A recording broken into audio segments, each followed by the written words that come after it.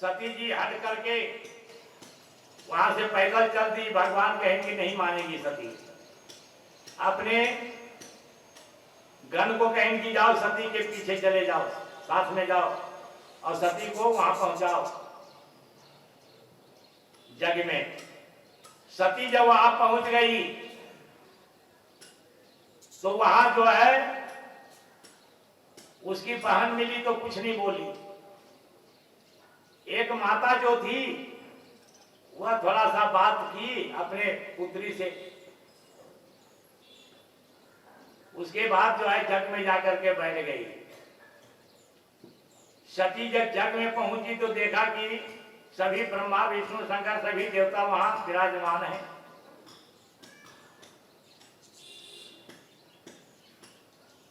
पिता को जो जाकर के प्रणाम की, लेकिन पिता ने कुछ नहीं बोला।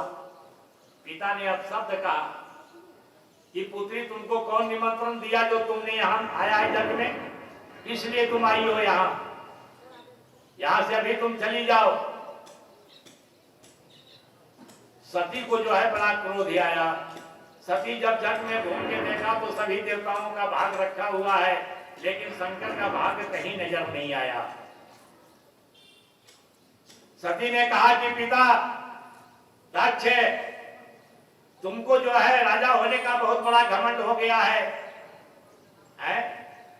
जबकि पूरे संसार के मालिक हैं भोलेनाथ, उनका तुमने स्थान जग में क्यों नहीं दिया? अगर स्थान नहीं दिया है तो तुम्हारा यज्ञ जो है सफल नहीं होगा।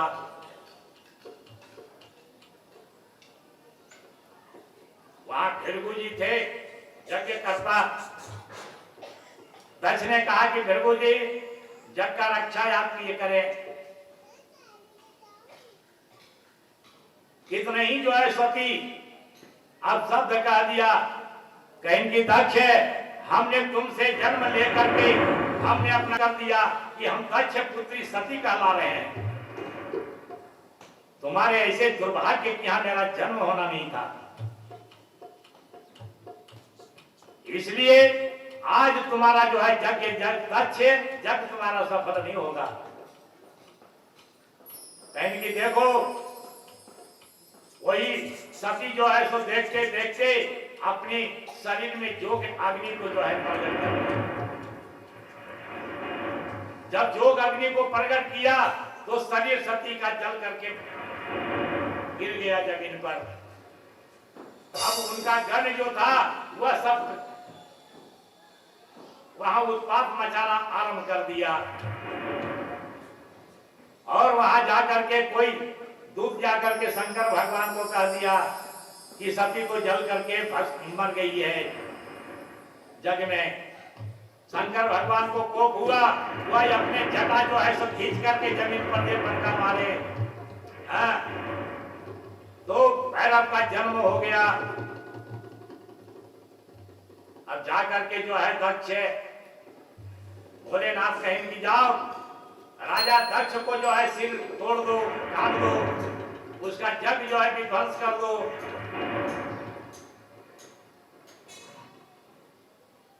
अब जितने उनका देवता गण जो भी थे गण आकर के राजा दक्ष को अब वह जो है मूड़ी को काट दिया और दक्ष को जग को विध्वंस कर दिया। पूषा को जो है दाढ़ी तोड़ दिया, बिल्कुल को दाढ़ी कमा दी और ब्रह्मा विष्णु वहां से जो है आगे पहले ही निकल गए। उसके बाद जो है वहां शंकर भगवान फिर जब आए तो देखे कि सती वहां जो है सो पड़ी हुई है। अब वहां जो है सभी देवता लोग शंकर भगवान को मनाने के लिए लगे। कहेंगे महाराज राजा दक्ष जी जाए, पूषा की जो है दाढ़ी और दांत हो जाए, भृगु की दाढ़ी जम जाए, अंग भंग जो हुए सबका अंग भंग ठीक हो जाए। कहेंगे दक्ष का सिर जो है सो जुड़ जाए। कहेंगे दक्ष का जो है सिर अब जो है बकरे का सिर होगा इसका, क्योंकि इसका सर जो है दक्ष का जो है हवन में भस्म हो गया है। अब इसका शरीर हम कहां से लावे सर? इसलिए बकरे का शरीर इसको जोड़ के जिंदा कर देता हूं। वही दक्ष को जो है बकरा का सिर लगा दिया गया, सबको जो है अंग भंग जो हुआ था सबको ठीक कर दिए शंकर भगवान, और सती को लेकर के वहां उठा करके गोदी में वहां से चल दिए। और तब तो यहाँ त्राही त्राही माम मच गया देवताओं में। तब विष्णु अपना चक्र चला करके और सती का अंग को छीन भीन कर दिया। उनका शरीर जहां जहां गिरा वहां से सिद्ध हो गया। काली आज हो गया काली घाट, यहाँ कलकत्ते में काली घाट में जो है ये पंजा गिरा आकर के यहाँ काली के रूप में प्रचलित है। छीन मस्तका में जो है मस्तक गिरा, वो छीन मस्तिका हो गई। तारापीठ में जो है पीठ गिरा, ये तारापीठ हो गया। कामाख्या में भाग गिरा, इसलिए कामाख्या वहां हो गई। इसी तरह से सब जगह सिद्ध उनका पीठ हो गया। तब भगवान शंकर अब वहां से तपस्या में लग गए। बोले शंकर भगवान की जय। राम कृष्ण वासुदेव नारायण हरि बोल। राम कृष्ण वासुदेव नारायण हरि बोल। नारायण हरि बोल, नारायण हरि बोल। नारायण हरि बोल, नारायण हरि बोल। राम कृष्ण वासुदेव नारायण हरि बोल। राम कृष्ण वासुदेव नारायण हरि बोल। नारायण हरि बोल, नारायण हरि बोल। नारायण हरि बोल, नारायण हरि बोल। राम कृष्ण वासुदेव नारायण हरि बोल। राम कृष्ण वासुदेव नारायण हरि बोल। राम कृष्ण वासुदेव नारायण हरि बोल। लुट लो जिसका दिल चाहे मैं शोर मचाऊं गली गली। लुट लो जिसका दिल चाहे मैं शोर मचाऊं गली गली। लुट लो जिसका दिल चाहे मैं शोर मचाऊं गली गली। लुट लो जिसका दिल चाहे हरि नाम के हीरे मोती मैं दिखलाऊं गली गली। हरि नाम के हीरे मोती मैं दिखलाऊं गली गली। लुट लो जिसका दिल चाहे मैं शोर मचाऊं गली गली। लुट लो जिसका दिल चाहे मैं शोर मचाऊं गली गली। जिसने ये हीरे लूटे वो तो मालो माल हुए। जिसने ये हीरे लूटे वो तो मालो माल हुए। जिसने ये हीरे लूटे वो तो मालो माल हुए। जिसने ये हीरे लूटे वो तो मालो माल हुए। धन दौलत के बने पुजारी आखिर में कंगाल हुए। धन दौलत का बने पुजारी आखिर में कंगाल हुए। धन दौलत और माया वाले तुम्हें जगाऊं गली गली। धन दौलत और माया वाले तुम्हें जगाऊं गली गली। लुट लो जिसका दिल चाहे मैं शोर मचाऊं गली गली। लुट लो जिसका दिल चाहे मैं शोर मचाऊं गली गली। हरि नाम के हीरे मोती मैं बिखराऊं गली गली। हरि नाम के हीरे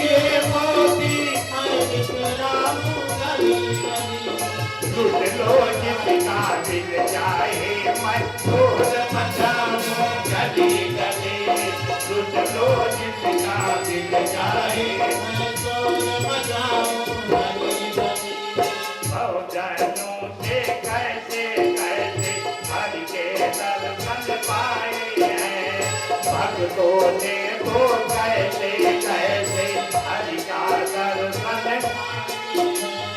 भक्तों ने तो कैसे कैसे हरि का दर्शन पाए हैं।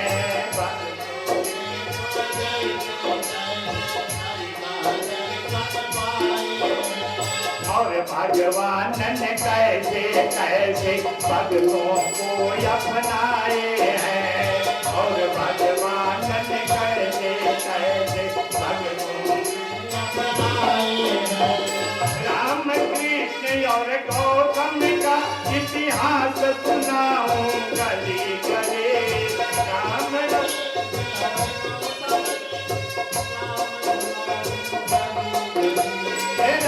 कृष्ण और गौतम का इतिहास सुनाऊं गली गली, राम कृष्ण और गौतम का इतिहास सुनाऊं गली गली। लुटनो जिसका दिल जाए मैं शोर मचाऊं गली गली, लुटनो जिसका दिल जाए मैं शोर मचाऊं गली गली। हरि नाम के हीरे मोती मैं बिखराऊं गली गली, हरि नाम के हीरे मोती मैं बिखराऊं गली गली। लुटनो जिसका दिल जाए मैं शोर मचाऊं गली गली, लुटनो जिसका दिल जाए मैं शोर मचाऊं गली गली।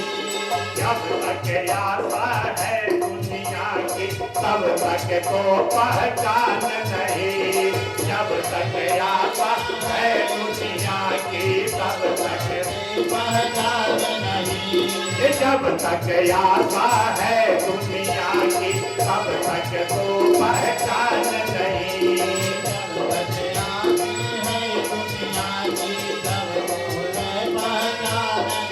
नहीं। रोम रोम में रमता जाए ऐसा कोई भगवान नहीं, रोम रोम में रमता जाए ऐसा कोई भगवान नहीं। जन कहिल्या मीरा का संदेश सुनाऊं गली गली, गायो कहिल्या मीरा का संदेश सुनाऊं गली गली। लुट लो जिसका दिल चाहे मैं शोर मचाऊं गली गली, लुट लो जिसका दिल चाहे मैं शोर मचाऊं गली गली। लुट लो जिसका दिल चाहे मैं शोर मचाऊं गली गली। राम नाम के हीरे मोती मैं बिखराऊं गली गली, राम नाम के हीरे मोती मैं बिखराऊं गली गली।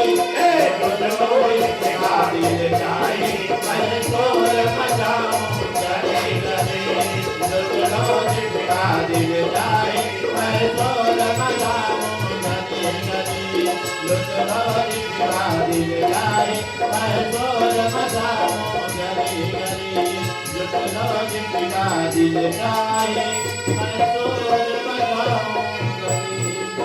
बोले कृष्ण भगवान की जय, और गुरुवंशी वाले की जय, भागवत पुराण की जय, कृष्ण महाराज की जय। अब मैत्री जी कहते हैं कि विदुर जी अब हम स्वयंभू मन्नु के वंश का वर्णन करते हैं, ध्यान से सुनिए।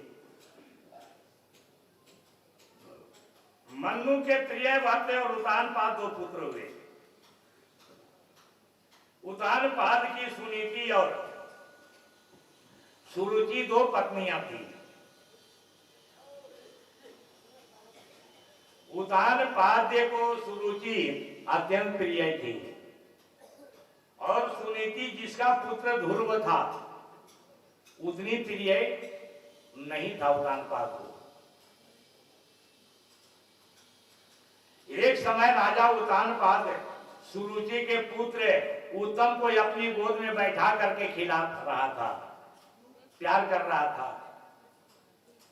उसी समय ध्रुव जो है बाहर से खेलते हुए और घर में आ गया और जाकर के पिता के गोद में बैठ गया।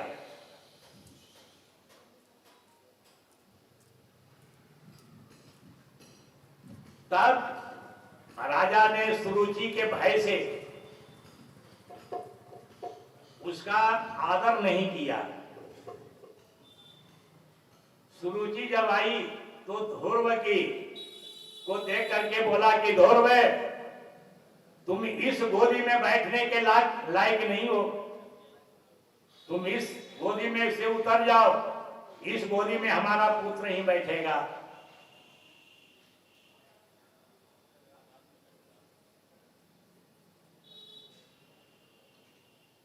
कारण कि तुमने दूसरी स्त्री से जन्म लिया है, अगर तुम मेरा गर्भ से जन्म लेगा तब इस गोद में बैठने लायक तुम होवोगे, अन्यथा तुम इस गोद में नहीं बैठ सकते हो।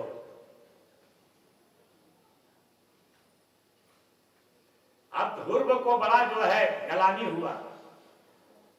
वह ध्रुव वहां से रोते हुए अपनी माता के पास चला गया। माता उनकी कहें कि पुत्र जो है तुम्हारा क्या हुआ, क्यों रो रहे हो? कहें कि माता जो है सो हमको दुर्व्यवहार वचन किया और पिता के गोद में बैठने नहीं दिया। उनकी माता कहें कि पुत्र तुम जो है जब नहीं बैठने दिया तो अपने पिता के तुम गोद में बैठो, परम पिता के गोद में।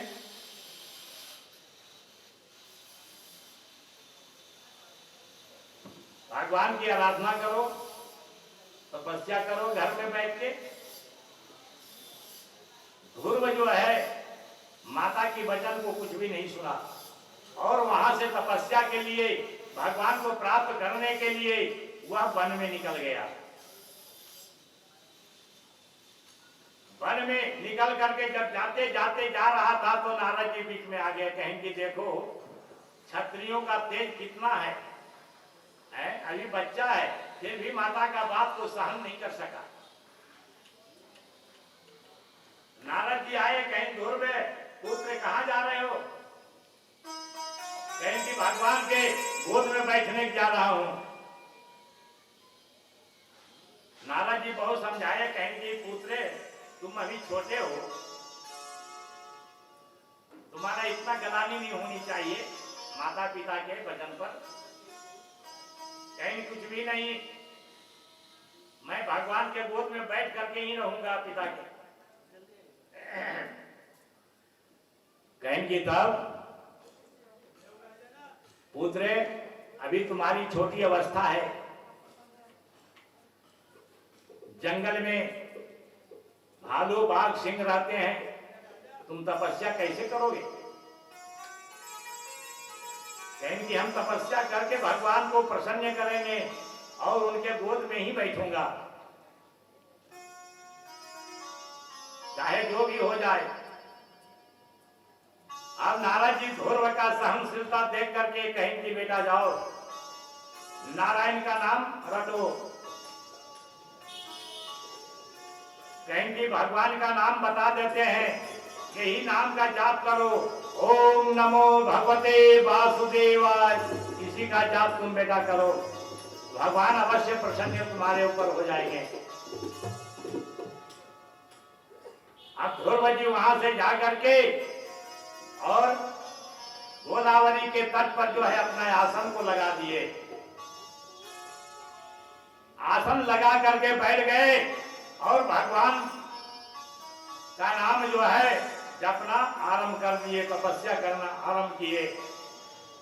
इतना तपस्या करते करते उनको बहुत दिन जब बीत गया तो उनके शरीर की तेज से जो है तीनों पृथ्वी आकाश सब जलने लग गया, देवता लोग जलने लग गए। ब्रह्मा के पास गए, कहेंगे ब्रह्मदेव हम लोग जले हुए जा रहे हैं, कैसा उत्पात हो गया है? ब्रह्मा जी कहें कोई बात नहीं है देवता लोग, ध्रुव जो है भगवान को पाने के लिए तपस्या कर रहा है, अब उसका तपस्या पूरा हो गया है, भगवान उसको जाकर के वरदान देंगे। वही जो है जब भगवान आए तो उनका जो है नेत्र नहीं खुला, क्योंकि वामी जम गया था, शरीर सूख गया था ध्रुव का, बाहर भीतर कोई ज्ञान था ही नहीं। भगवान का उसका ध्यान जो है तो लीन था। भगवान आए और अपना तेज जो है तो ध्रुव को हृदय से खींच लिए। तब वह जो है छटपटा करके जो है आंख खोला तो देखा कि प्रभु सामने खड़े हैं विष्णु। भगवान के चरणों पर गिर गया, कहेंगे बेटा ध्रुव उठो, तुम्हारा कल्याण हो, तुम क्या चाहते हो? कहेंगे पिता हम आपके गोद में बैठना चाहते हैं। कहना पुत्र बैठो मेरे गोद में, तो मेरे ही गोद बैठने के लिए तो तपस्या कर रहे हो। और तुम्हें मैं ऐसा अचल वरदान देता हूं कि सब ग्रह तारा नक्षत्र सबके ऊपर तुम्हारा स्थान होगा। ध्रुव लोक जहां वहां किसी का लोक नहीं होगा। इसलिए ध्रुवे तुम अभी घर को जाओ और मेरा भजन करते रहना, और तुम्हारे पिता आदर से लेने आवेंगे और अपने पिता का वचन, तुम्हारे पिता जो है राज्य अभिषेक करके राजगद्दी पर बैठा देंगे, और तुम सो अश्वमेघ जप करना और हमारा नाम जो है जपते रहना, कभी भूलना नहीं। भगवान के भक्ति में सदा लीन रहना, यज्ञ दान पुण्य तुम करते रहना हमेशा। वही ध्रुव जी वहां से चले, अवतार पात्र जो है सो ध्रुव को लेने के लिए उधर से आए। तब अपने पालकी में बैठा करके और ध्रुव को अपने घर में ले गए। कुछ दिन ध्रुव जी जब बड़े हो गए तो उनको राजगद्दी दे करके वह भी अपना परलोक को सिधार गए। उदाहरण पाठ अब वह जो है राज किया और 100 यज्ञ किया। 100 यज्ञ करने के बाद तब ध्रुव लोक को उनका प्राप्ति हुआ। बार बोलिए कृष्ण भगवान की जय, वाले की जय। ओम नमो भगवते वासुदेवाय, ओम नमो भगवते वासुदेवाय, ओम नमो भगवते वासुदेवाय, ओम नमो भगवते वासुदेवाय, ओम नमो भगवते वासुदेवाय, ओम नमो भगवते वासुदेवाय, वासुदेवाय वासुदेवाय वासुदेवाय वासुदेवाय, ओम नमो भगवते वासुदेवाय, ओम नमो भगवते वासुदेवाय, ओम नमो भगवते वासुदेवाय, ओम नमो भगवते वासुदेवाय, वासुदेवाय वासुदेवाय वासुदेवाय वासुदेवाय, ओम नमो भगवते वासुदेवाय, ओम नमो भगवते वासुदेवाय। अब मैत्रेय जी कहते हैं कि विदुर जी, ध्रुव ने प्रजापति शिशु महारी की कन्या भरमी के साथ उनका विवाह हुआ। उसके कल्प और बत्सर 2 पुत्र उत्पन्न हुए। ईला नाम की दूसरी भार्या से, जो प्रजापति वायु की पुत्री थी, उत्कल नाम का एक पुत्र और एक कन्या उत्पन्न हुई। ध्रुव के वायु उत्तम का विवाह नहीं हुआ था। वह एक दिन शिकार खेलने हिमालय में चला गया। वहां एक बलवान यक्ष ने उसे मार दिया। उस दुखी से उसकी माता भी मर गई। ध्रुव ने अपने भाई का वध सुनकर के यक्ष की अलकापुरी पर चढ़ाई कर दिया और वहां जाकर के संग्राम छेड़ दिया। बहुत सौ यक्षों को भी मारे।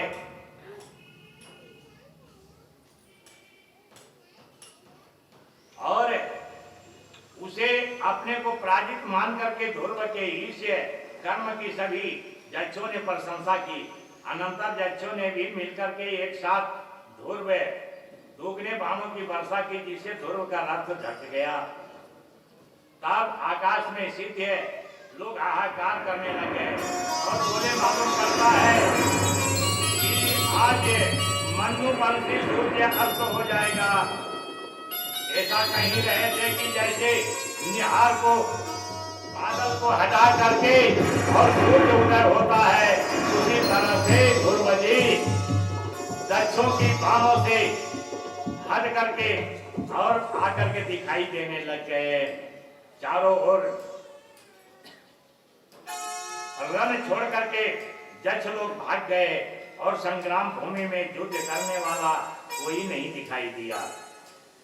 तब ध्रुव ने यक्षपुरी देखने का विचार किया, किंतु उस समय वहां गए नहीं, क्योंकि मायावी यक्षों का चरित्र जानना मनुष्यों के लिए कठिन होता है।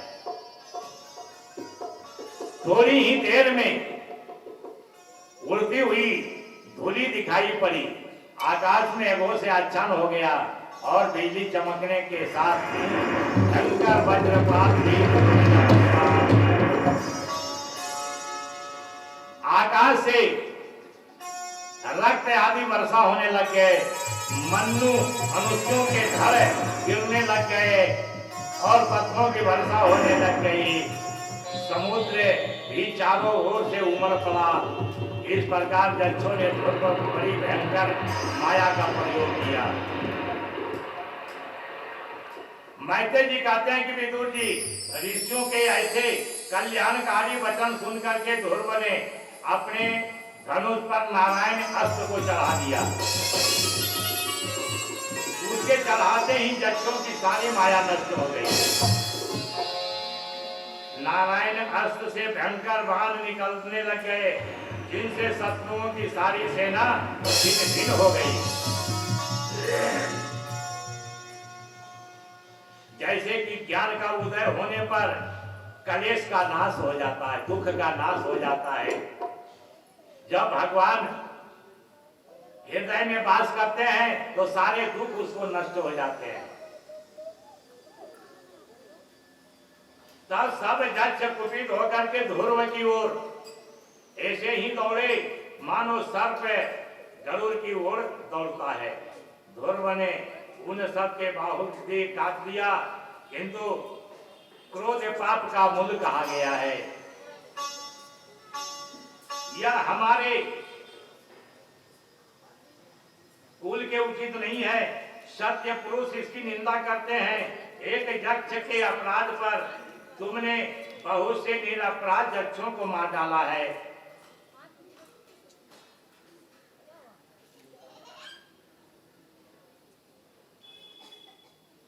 और देहाभिमान से तुम्हें ऐसा निंदित कर्म नहीं करना चाहिए। ध्रुव, तुम्हारे भाई को एक यक्ष ने मारा है, अब तुम कितने यक्ष को मार दिया।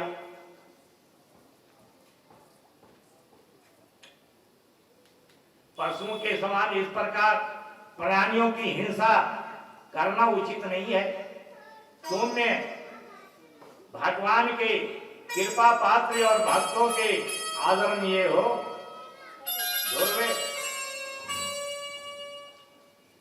यह विश्व का सृजन पालन और संहार करता है। तुम जब 5 वर्ष के थे अपनी माता को छोड़ करके वन चले गए और वहां भगवान की आराधना की, भगवान तुम्हारी रक्षा किए। उसी तरह से सभी भगवानों को रक्षा करते हैं। भगवान सबको रक्षा करते हैं। ध्रुव, भगवान की शरण में जाओ और क्रोध का त्याग करो। निरपराध यक्षों को बुरी तरह से मारकर तुमने कुबेर का बड़ा अपराध किया है। अब तुम्हें अपने विनय और शील द्वारा उन्हें प्रसन्न करो।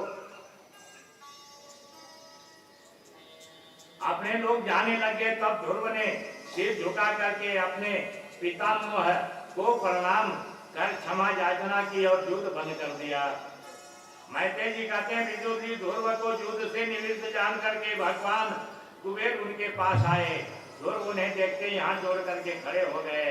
कुबेर ने कहा वत्स तुमने अपने पितामह की आज्ञा से वह त्याग कर युद्ध जो बंद कर दिया है इससे मैं बहुत बड़ा प्रसन्न हूं। ना तो तुमने जक्ष को मारा है और ना जक्ष ने तुम्हारे भाई को मारा। सब भगवान की आज्ञा से ही हुआ है। ध्रुवे सबकी मृत्यु और जन्म का प्रधान कारण एक काल होता है। काल जो है मनुष्य को कभी नहीं छोड़ता है। ध्रुवे मनुष्य अज्ञानवश से अपने को कारण मान करके बंधन में पड़ा रहता है। इसलिए हे पुत्र तुम में भगवान की शरण में जाओ और उन्हीं का भजन करो। तुम भगवान के अन्य भक्त हो। मैं तुम्हें वर देता हूं कि जो इच्छा हो वर मांगो।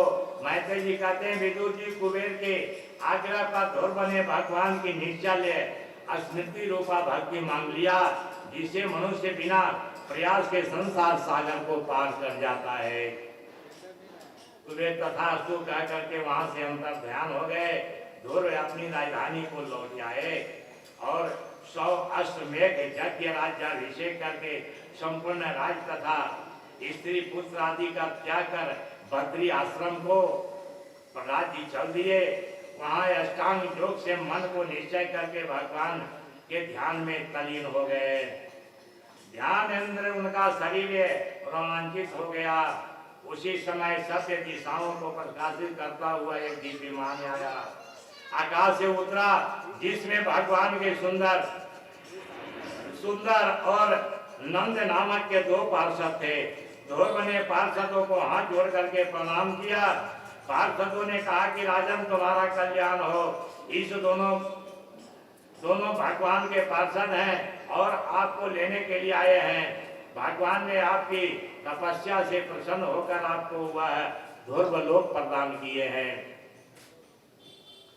इसलिए अब उस समय भगवान को प्रणाम करके वह विमान में बैठ करके और वहां ध्रुव लोक को जा करके अपना लोक में स्थापित हो गए।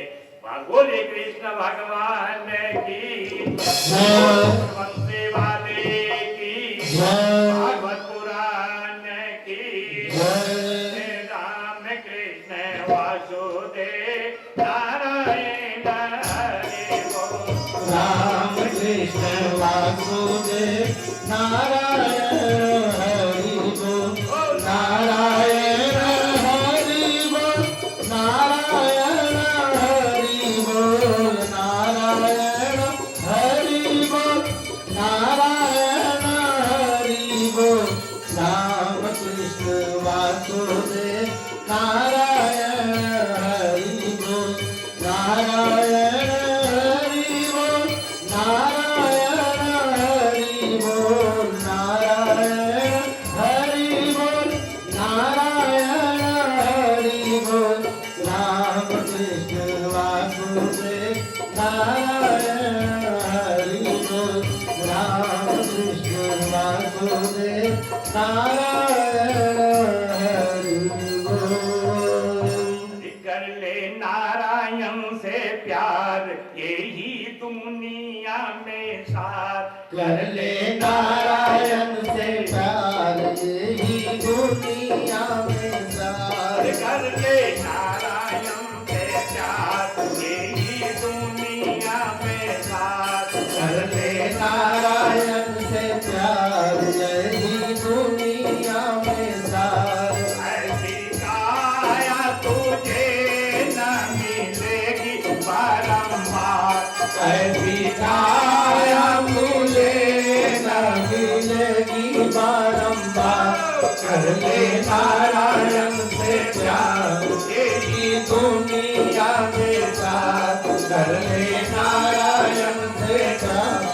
यही दुनिया में सार क्या तुम वहां से लाया बंदे क्या संग लेकर जाएगा क्या वहां से लाया बंदे क्या के जाएगा सब कुछ बंदा तेरा यही रह जाएगा सब कुछ बंदा तेरा यही रह जाएगा सब धोखे का संसार इसमें फंसना है बेकार ये सब धोखे का संसार इसमें फंसना है बेकार ऐसे काया तुझे न मिलेगी बारंबार ऐसी काया तुझे न मिलेगी बारंबार करते नारायण से प्यार यही दुनिया में सार करते नारायण से प्यार यही दुनिया में सार ऐसी काया तुझे न मिलेगी बारंबार ऐसी काया तुझे न मिलेगी बारंबार काया तुम्हारी नहीं माया तुम्हारी नहीं काया तुम्हारी नहीं माया तुम्हारी नहीं काया तुम्हारी नहीं माया तुम्हारी नहीं काया तुम्हारी नहीं माया तुम्हारी नहीं सूर्य मुसाफिर तेरा होगा ठिकाना कहीं सूर्य मुसाफिर होगा होगा ठिकाना नहीं तेरी हो जाएगी साथ मदना प्रभु को भी साथ तेरी हो जाएगी साथ मदना प्रभु को मिला अरे ऐसी काया तुझे न मिलेगी बारंबार ऐसी काया तुझे न मिलेगी बारंबार करते नारायण से प्यार यही दुनिया में सार करते नारायण से प्यार यही दुनिया में सार ऐसी काया तुझे न मिलेगी बारंबार ऐसी काया तुझे न मिलेगी बारंबार नाम प्रभु का भूला निधियों के झूले झूला नाम प्रभु का भूला नैयों के झूले झूला नाम प्रभु का भूला तो निधियों के झूले झूला प्रभु का भूला नैयों के झूले झूला कहा है गाए मत में तू है भूला भूला भटक रहा है गाए मत में तू है भूला भूला भटक रहा है गाए मत में तू है भूला भूला भटक रहा है काए मन में तू है भूला भूला भूला जमता है द्वार जो कि पहले से तैयार भूला जमता है द्वार जो कि पहले से गया ऐसी काया तुझे न मिलेगी बारंबार ऐसी काया तुझे न मिलेगी बारंबार करते नारायण से प्यार यही दुनिया में सार करते नारायण से प्यार यही दुनिया में सार ऐसी काया तुझे न मिलेगी बारंबार ऐसी काया तुझे न मिलेगी बारंबार ना कोई संगी तेरा ना कोई साथी ना कोई संग तेरा ना कोई साथी ना कोई संगी तेरा ना कोई साथी ना कोई संगी तेरा ना कोई साथी बुझे जाएगी तेरी जीवन बाती बुझे जाएगी तेरी जीवन बाती होना पैतरनी से पार जरा करने को बेचार होना बैतरनी से पार करने को विचार ऐसे काया तुझे ना मिलेगी बारंबार ऐसे काया तुझे ना मिलेगी बारंबार कर ले नारायण से जा यही दुनिया में सारी कर ले नारायण से जा यही दुनिया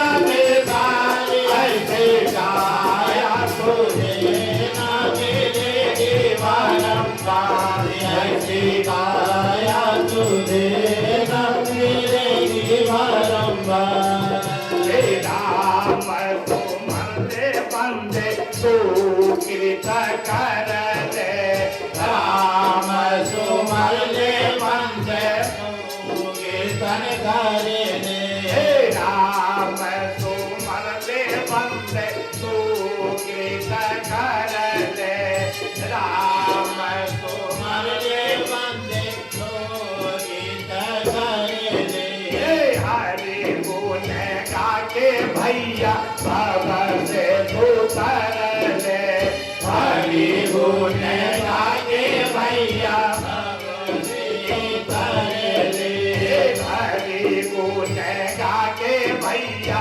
बाबा से तू कर ले हरि गुण गाके भैया बाबा से तू कर ले हे भक्त काया को सुधार होगा जीवन का उतार भक्त काया को सुधार होगा जीवन को उधार ऐसे काया तुझे ना मिलेगी बारंबार ऐसे काया तुझे ना मिलेगी बारंबार घर ले नारायण से जा ये दुनिया में सारी कर ले नारायण से प्यार ये दुनिया में सारी ऐसे काया तुझे ना मिलेगी बारंबार ऐसी काया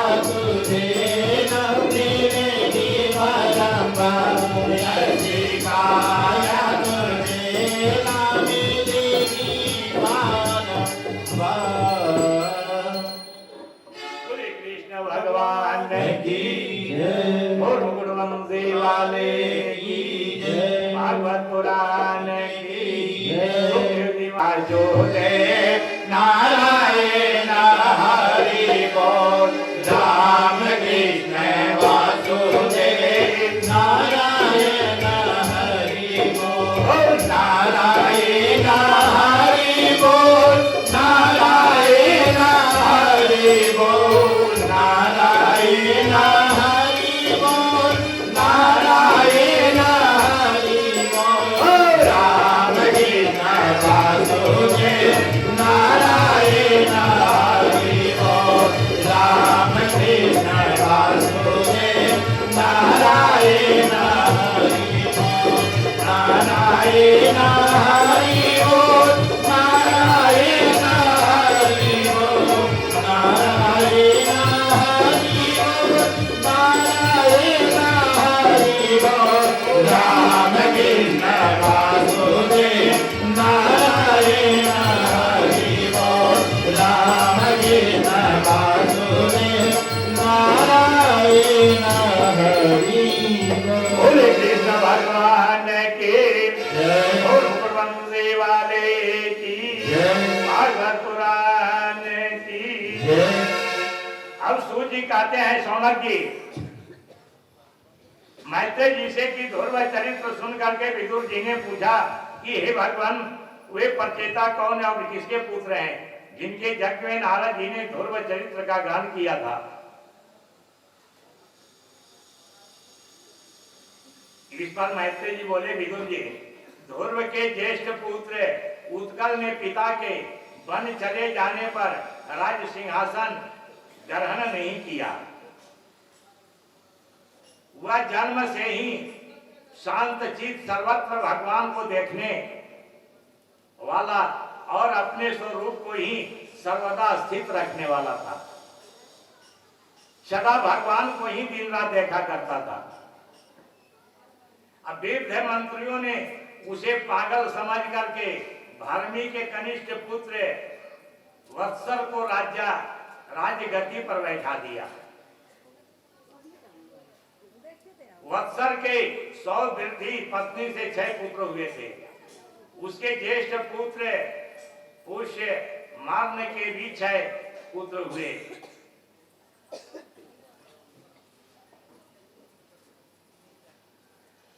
अब जब भार्या से 6 पुत्र हुए, जिनमें से प्रथम पुत्र अंग्य था। उसकी पत्नी सुनीता ने बेन को उत्पन्न किया, जो अत्यंत क्रूर प्रकृति का स्वभाव का था। उसी को जो है राजगद्दी पर बैठा दिया और उसकी राजगद्दी पर बेन को बैठते ही चोर डाकू जितने थे वह सब छिप गए, क्योंकि क्रूर स्वभाव का था। ऋषियों ने आकर के कहा कि बेन ऐसा ना करो, किसी गरीब प्राणी को ना सताओ। भगवान सभी में वास करते हैं, तुम ऐसा क्यों कर रहे हो? लेकिन ऋषियों की बात को जो है वो नहीं सुन सका। तब ऋषियों ने श्राप दे डाला कि जाए इसका जो है शरीर पात हो जाए। अब वह उसी समय उसका शरीर से देहांत हो गया और वह मर करके गिर गया। मैत्री जी कहते हैं, विदुर राजा अंग ने अश्वमेध यज्ञ आरंभ किया था, जिसमें देवताओं ने अपना भाग ग्रहण नहीं किया। राजा ने कहा कि राजन, ईश्वर श्रद्धा से मंत्रों द्वारा देवताओं को आवाहन करके उनका भाग दे रहे हैं, किंतु वे उसे ग्रहण नहीं कर रहे हैं। यज्ञ में किसी प्रकार बैकुल भी नहीं है, फिर भाग न लेने का क्या कारण है?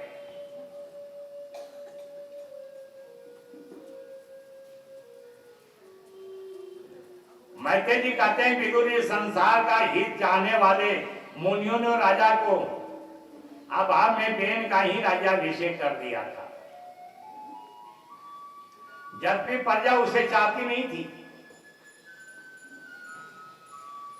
जब बेन सिंहासन पर बैठा तो उनसे भय से सब चोर डाकू जहां तहां छिप गए, किंतु वह बड़ा मदोमंत था। धार्मिक पुरुषों को देख करके दंड देता था, पूजा पाठ करते देखकर उनको दंड देना आरंभ करता था और बड़ा क्रोध आता था।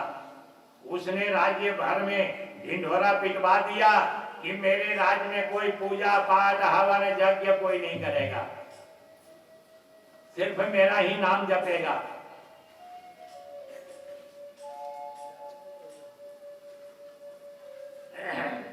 यह सुनकर के मुनियों को बड़ा दुख हुआ। उन्होंने प्रजा के कल्याण के लिए यह निश्चय किया कि एक बार हम लोग चलकर उसके समझा दें। यदि वह ना मानेगा तो उसे अपने तेज से भस्म ही कर दूंगा। ऐसा निश्चय करके शव्य मुनि एकत्र हो बेन के समीप में गए और उसने बोले, राजन, आपको इस प्रकार धर्म का खंडन नहीं करना चाहिए।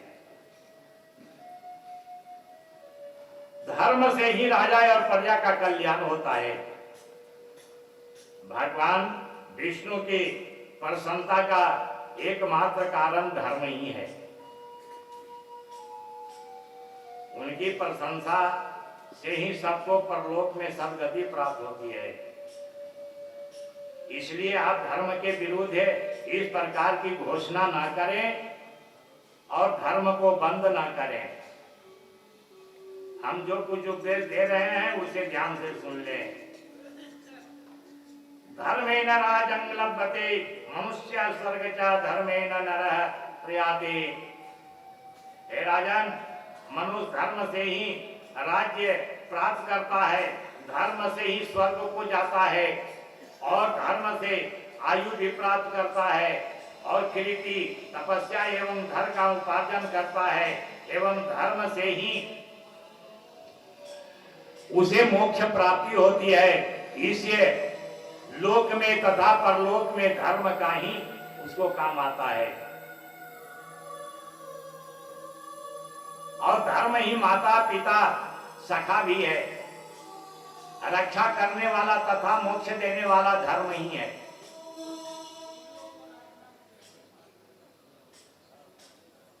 धर्म के सिवा अन्य कोई भी वस्तु परलोक में काम नहीं आती है, इसलिए धर्म करो। अतः प्रजा का कल्याणकारी वह धर्म नष्ट नहीं होना चाहिए। सदा पूजा पाठ करते रहो, दान पुण्य करते रहो और भगवान का भजन मन से करो। ये सब धर्म है। मनुष्य का धर्म और कर्म यही है। मनुष्य जन्म लेने के बाद उसका यही कर्म करना होता है। गृहस्थ आश्रम में रहने के बाद गृहस्थ आश्रम से बढ़कर के संन्यास आश्रम नहीं है। गृहस्थ आश्रम से ही सारा आश्रम का जो है जीविका चलता है, इसलिए सबसे बड़ा गृहस्थ आश्रम है।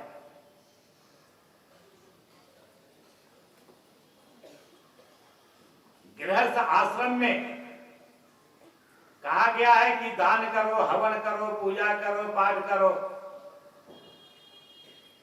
किसी से दुर्व्यवहार न करो, दुर्व्यवहार किसी को ना बोलो, दुर्वचन न बोलो, कटु वचन न बोलो। और ये सब नहीं करने से धर्म को नष्ट है होना ही जान लो। जो ये धर्म को नहीं करते हैं उनका धर्म नष्ट होता है और पाप में प्रवृत्ति होती है। मैत्रेय जी कहते हैं कि विदुर जी, यह सुनकर के बहन ने कहा कि अरे तुम सब बड़ा ढोंग मालूम पड़ते हो, अज्ञानी जान पड़ते हो, तुमने कुछ भी विवेक नहीं कि धर्म को ही अधर्म मानते हो।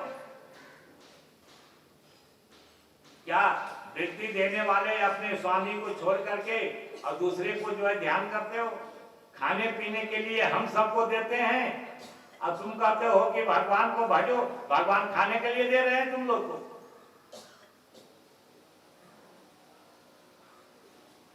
राजा के शरीर में समस्त लोकपाल का निवास होता है,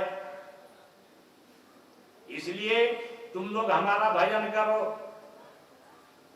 देन का सर्वदेवमय हम ही है,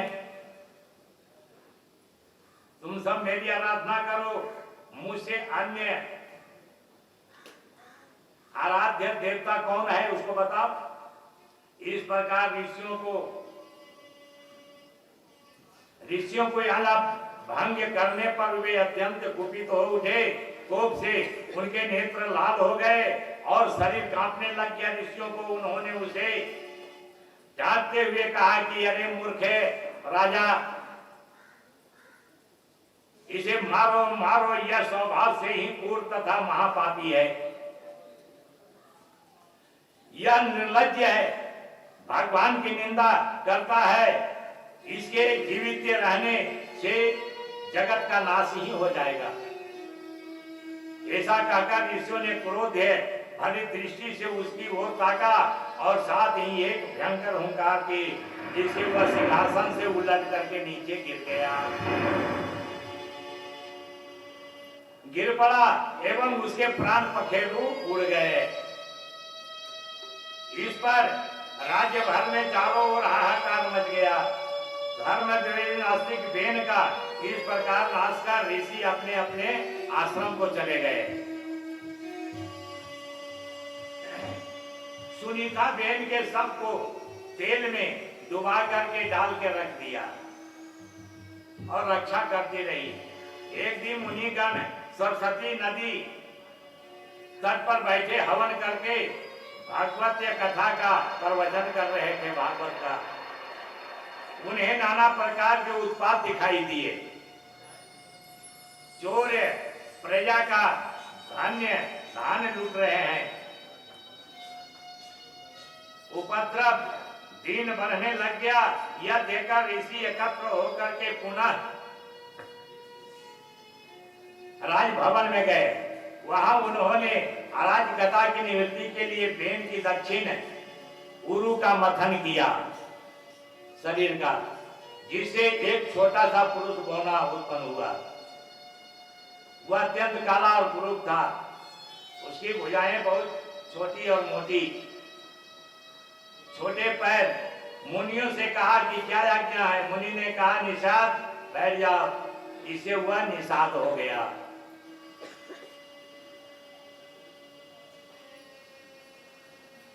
एक बार एक नास्तिक ने एक आस्तिक से कहा,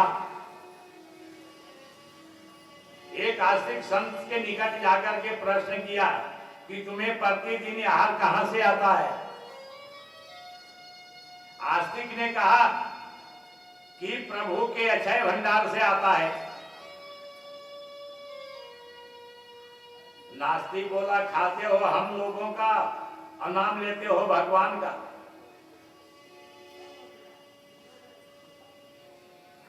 आस्तिक कहा मैंने कभी तुमसे कुछ मांगे हैं? नास्तिक ने कहा मुझसे तो कुछ नहीं लिया, पर क्या तुम्हारा यह आहार स्वर्ग से आता है? कहेंगे हाँ। तब आस्तिक कहा कि मेरी ही नहीं सारे संसार का जो है सभी को जीव का यह आहार स्वर्ग से ही आता है, भगवान ही देते हैं। नास्तिक तो दरवाजा बंद करके पड़े रहो, देखो यह आहार कैसे आता है। कहेंगे एक चींटी के तरह। इसी तरह से पार्वती ने भी भोलेनाथ से जो है आग्रह किया था कि प्रभु आप यह बताइए कि पूरे संसार को आहार आप देते हैं? कहेंगे हाँ पार्वती। पार्वती एक चींटी को पकड़ करके अपने एक डिबिया में बंद करके रख दिया। सवेरा हुआ, भगवान सबको आहार शंकर बांट दिए। पार्वती आकर के कहेंगे महाराज भोलेनाथ कहिए सबको आहार बढ़ गया? कहेंगे हाँ पार्वती हम तो सबको आहार बांट दिए। कहीं कोई कहीं बाकी है? कहेंगे ना कहीं तो कोई बाकी नहीं। कहीं कोई देख लीजिए बढ़िया से, कहीं कोई बाकी जरूर होगा। भोलेनाथ अंतर्यामी को जान रहे हैं। कहीं कहो पार्वती कहाँ है?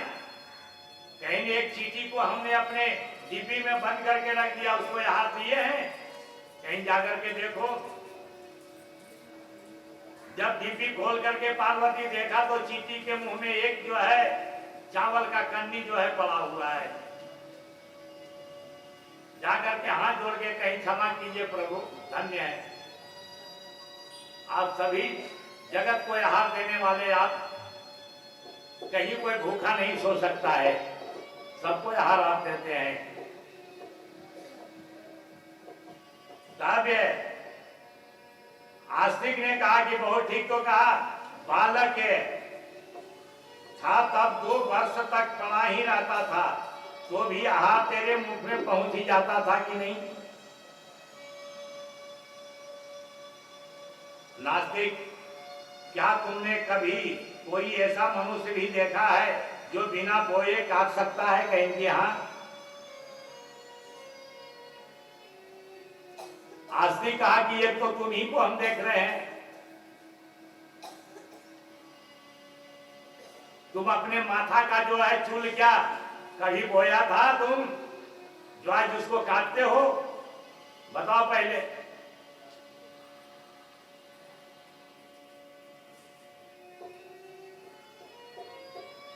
नास्तिक का ठीक मान लिया आकाश में अब तुम हवाई जहाज पर चलते हो तो वहां हाल कैसे आता है? कहा एक पक्षी की भांति नासिक यदि धरती में गड़े हो तो कहीं की एक चींटी के तरह। यह उत्तर सुन करके नास्तिक शून्य रह गया, उसके नेत्रों से पश्चाताप की आंसू बहने लग गई। दीन भाव से जब उसने उपदेश की प्रार्थना की तो संत बोले, भाई यदि परलोक के विषय में संदेह हो तो भी धर्म का उपार्जन करना चाहिए। यदि थोड़ी देर के लिए मान लिया जाए कि परलोक नहीं तो भी धर्म का उपार्जन करने वाले को कोई हानि नहीं होती है। धर्म करने वाले को कोई हानि नहीं होती है। यदि शास्त्र के अनुसार है तो नास्तिक मारा जाएगा। और दूसरी बात यह है कि प्रत्येक प्राणी यह चाहता है कि मुझे सुख मिले।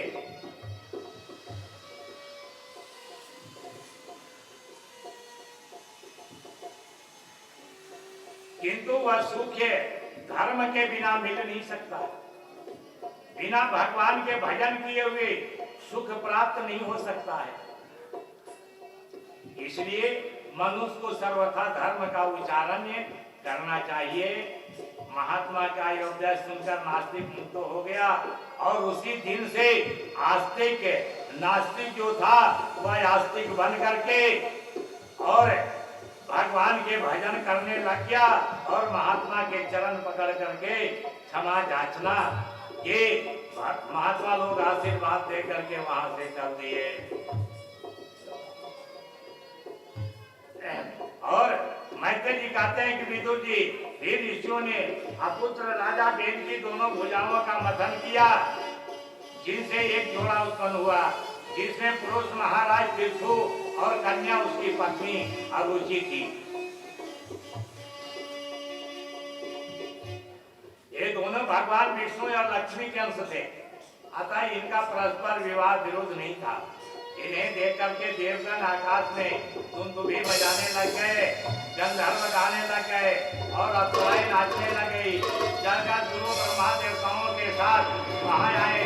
विष्णु के दक्षिण भाग में हाथ में चक्र का चिन्ह दे करके सभी ने उन्हें भगवान विष्णु का अंश माना और ऋषियों के साथ उन्होंने विधि पूर्वक वेद मंत्रों द्वारा उनका राज्याभिषेक कर दिया। और पृथ्वी जी एक बार सिंहासन पर बैठे थे, प्रजा लोग जो है त्राही मच गई। क्यों कि वर्षा नहीं हुआ और अन्न जो है नहीं उपजा, प्रजा लोग भूख से मर रहे थे। पृथु के पास जाकर के आग्रह किए। पृथु ने जो है अपना धनुष्य बाण चढ़ा करके लक्ष्य करके और पृथ्वी को देखने चले और पृथ्वी जो है गौ रूप धारण करके हुआ भाग निकली। जब पृथ्वी गौ रूप धारण करके भागने लग गई, पृथु ने अपना बाण जो है चलाना धनुष पर चढ़ा लिए।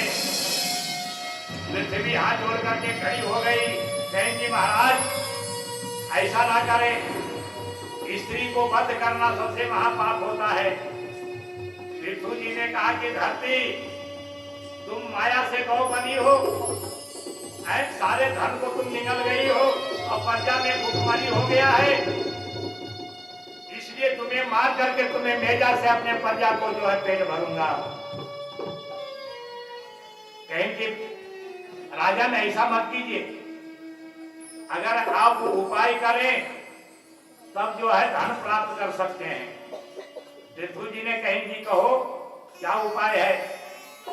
कहेंगी हमसे अब दुहने के लिए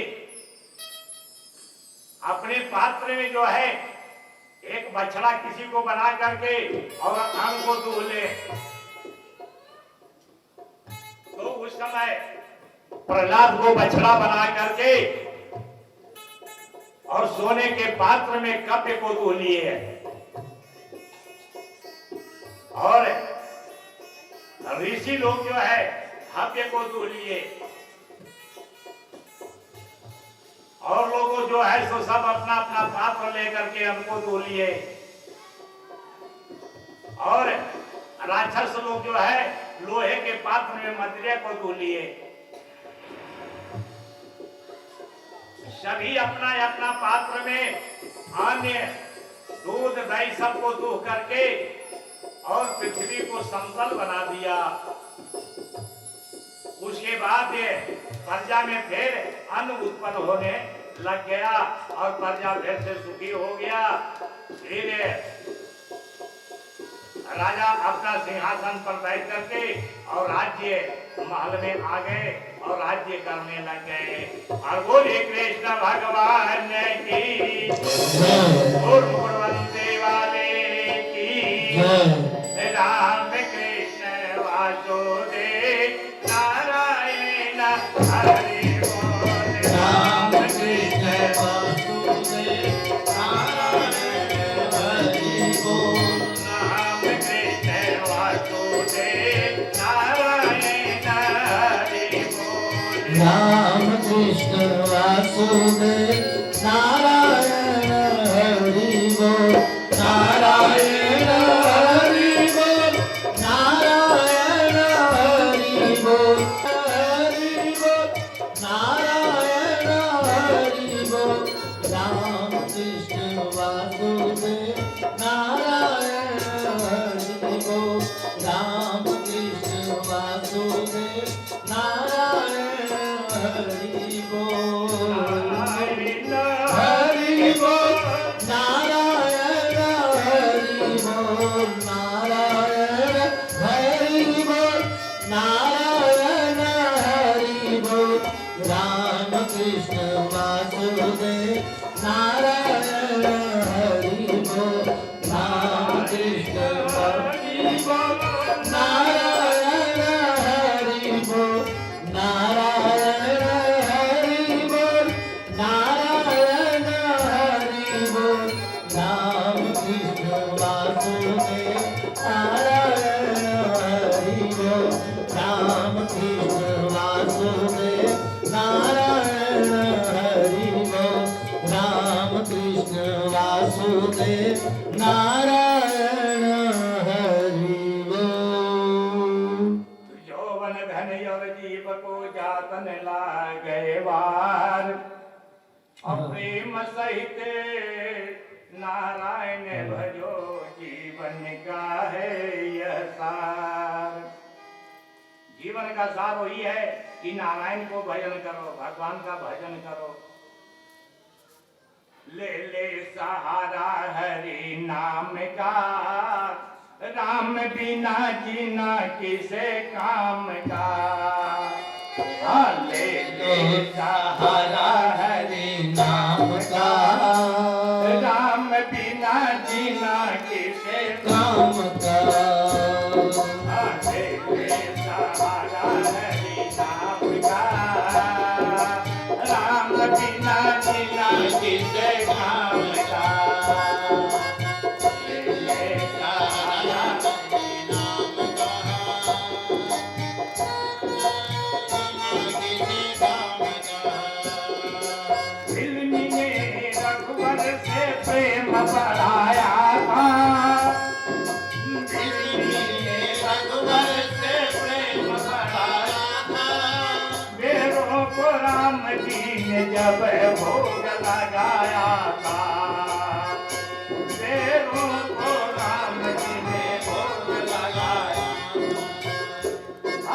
ले ले भरोसा घन श्याम का, ले ले भरोसा घन श्याम का। राम बिना जीना किसे काम का। राम बिना जीना किसे काम का। ले ले सहारा है नाम का, राम बिना जीना किसे। उसे गीत जटायु का प्रभु मान बढ़ाया था। उसे गीत जटायु का प्रभु बढ़ाया था। अपने ही हाथों से वैकुंठ बनाया था। अपने ही हाथों से वैकुंठ बढ़ाया था। रास्ता किया है मुक्ति धाम का।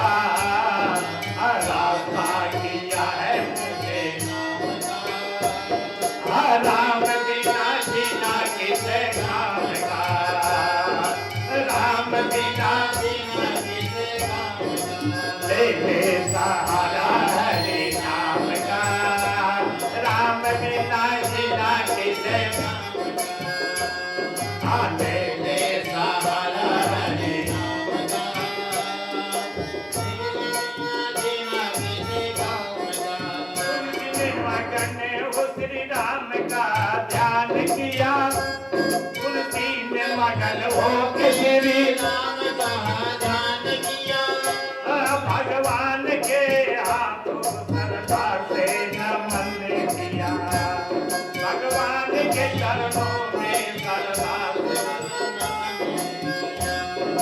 क्या है भरोसा इसे काम का, क्या है भरोसा इसे काम का, राम बिना जीना किसे काम का, एक सहारा है नाम का, राम बिना जीना किसे काम का, बजरंग बली ने श्री राम का वो ध्यान किया, बजरंग बली ने भी श्री राम का वो ध्यान किया, सौ योजन सागर के पल ने वो पार किया, सौ योजन को सागर को पार किया, आले के भरोसा हरि राम का, राम बिना जीना किसे काम का, ले भरोसा हरि राम का,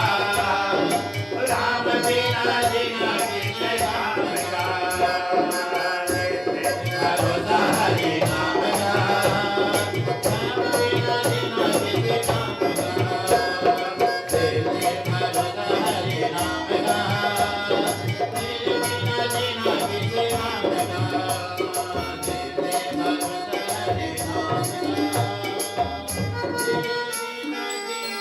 किसे काम का।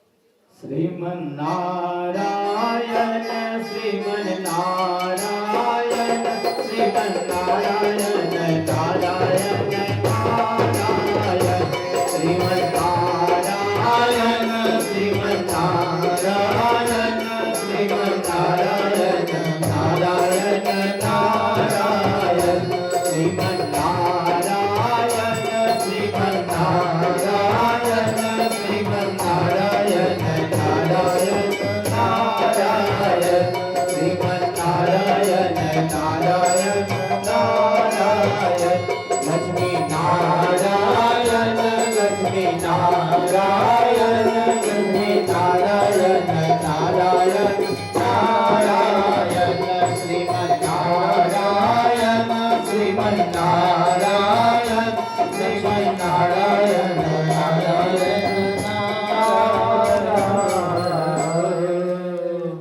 बोलिए भागवत भगवान की जय।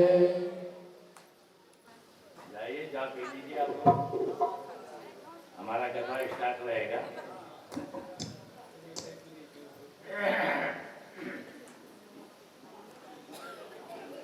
मैत्रेय जी अब कहते हैं कि विदुर जी, भगवान नबी वैकुंठम साकं मध्वता विभो, इंद्र के साथ भगवान विष्णु यज्ञशाला में आए और पृथु से बोले, राजन आपके यज्ञ में विघ्न करता ये इंद्र उपस्थित है। जब भी पृथु जी यज्ञ करते थे तो राजा इंद्र जाकर के विघ्न डाल देते थे।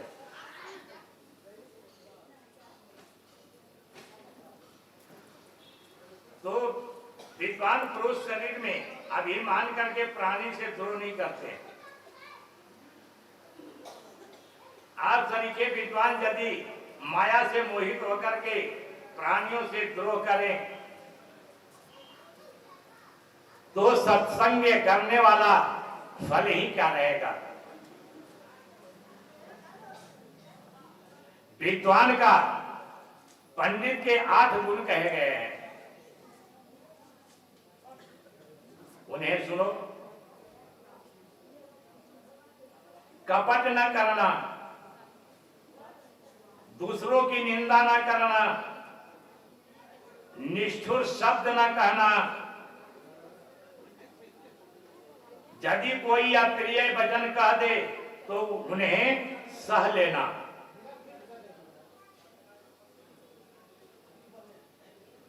क्रोध न करना, शास्त्रों का प्राचुर्य ज्ञान रहने पर भी मुख के तुल्य रहना, अर्थात अहंकार न करना, दूसरे को दोषों को छिपा लेना और गुण को प्रकट करना, ये 8 गुण पंडित में कहे गए हैं।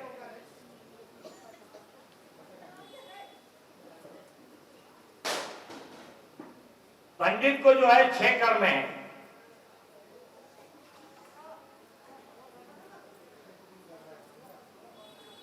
सत्य, तप, ज्ञान, अहिंसा, विद्वान को प्रणाम करना तथा सुशीलता, एक गुण जिसमें हो वह विद्वान कहा गया है।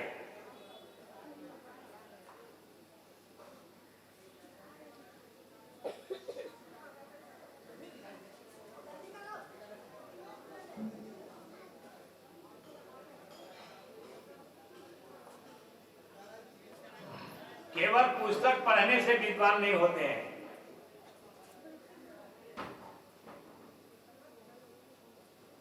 पढ़ लेने से विद्वान नहीं होते।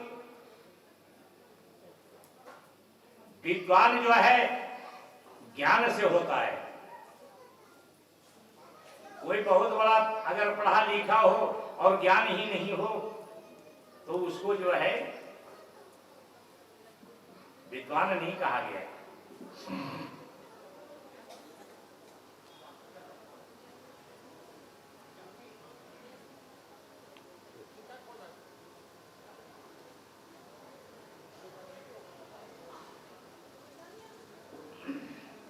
ईश्वर गुण से संपन्न विद्वान पुरुष है अविद्या रचित भौतिक शरीर में तथा इसे उत्पन्न गेय पुत्र द्रव्य आदि में ममता नहीं करते हैं, केवल स्वयं प्रकाशमान आत्मा को हृदय में चिंतन किया करते हैं।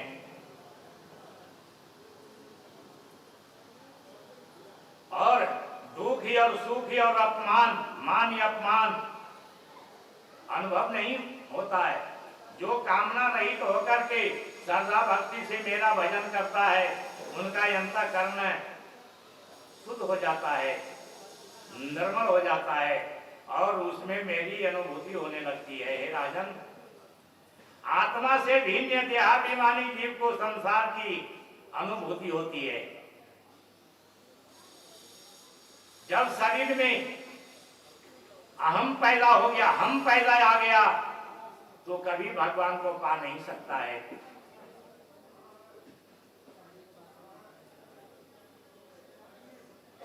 आत्मा को नहीं, इसीलिए विवेकी पुरुष संपत्ति या विपत्ति में हर्ष या शोक नहीं करते हैं।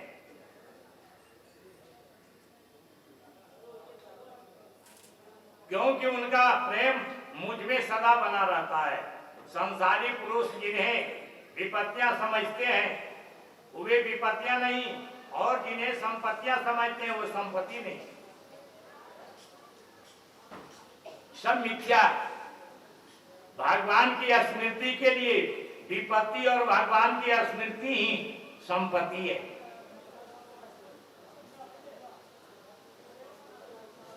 आप सुख दुख में सम दृष्टि रख करके धर्म से प्रजा का पालन करें। हे राजन,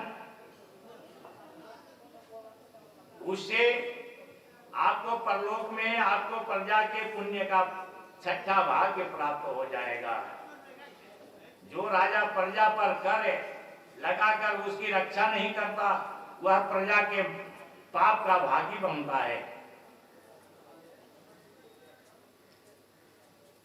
नहीं होता जितना द्वेषहीन समदर्शी प्राणी से होता है। मैं आपके गुणी और शील से अत्यंत प्रसन्न हूँ। आप मुझसे कोई अभिष्ट वर मांगे। मैत्रेय जी बोले, विदुर जी, इसी समय इंद्र पृथु का चरण स्पर्श करके आगे खड़े हो गया और पृथु ने उन्हें उठाकर हृदय से लगा लिया और द्वेष भावना को त्याग करके इंद्र से मैत्री कर ली, मित्रता कर ली। इस प्रकार दोनों में मित्रता करा करके भगवान जाने को उद्धत हो गए, किंतु पृथु के प्रेम से वह भगवान जा न सके। भगवान के चरणों पर लौट गए, कुछ कह न सका। उनके शरीर में रोमांच छा गए और नेत्रों से अश्रु धारा बहने लग गई। भगवान से बोले कि हे नाथ, महात्माओं के मुख्य कमल से निश्चय प्रीति आपके कथा अमृत को पान करते करते मैं तृप्त नहीं हुआ। जहां आपके चरण कमलों का मकरंद नहीं है, ऐसे तुच्छ संसारिक भोग पदार्थों को लेकर मैं क्या करूं। अधिक क्या कहूं, मैं केवल ये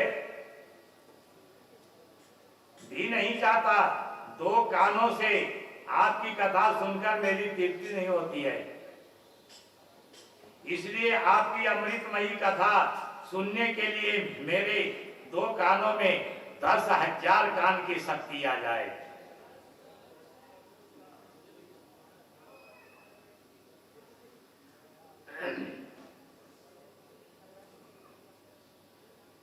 बस यही दुर्लभ भर मैं चाहता हूं। अब इसी प्रकार महाराज पृथु के इस प्रकार स्तुति सुनकर भगवान ने मुस्कुरा करके कहा, राजन जाओ तथा यस्तु, तुम्हारे दो ही कान में 10,000 कानों की सुनने की शक्ति प्रदान कर देता हूं।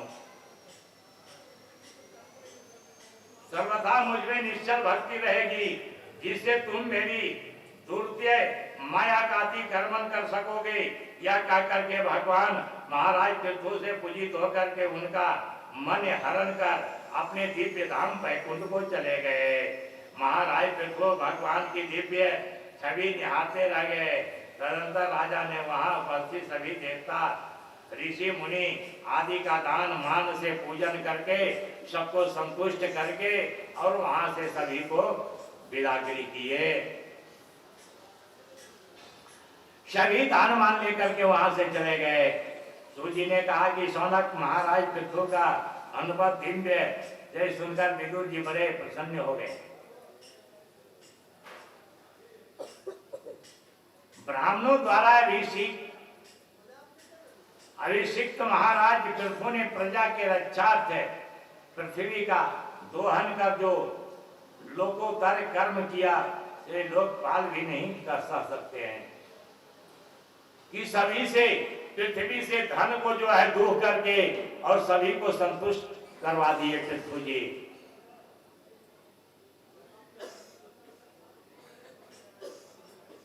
मैत्रेय जी कहते हैं, विदुर जी, एक समय महाराज पृथु ने एक महाशस्त्र करने का संकल्प किया। उसमें देवता, ऋषि, महर्षि तथा सिद्ध गंधर्वों का विशाल समुदाय एकत्र हुआ।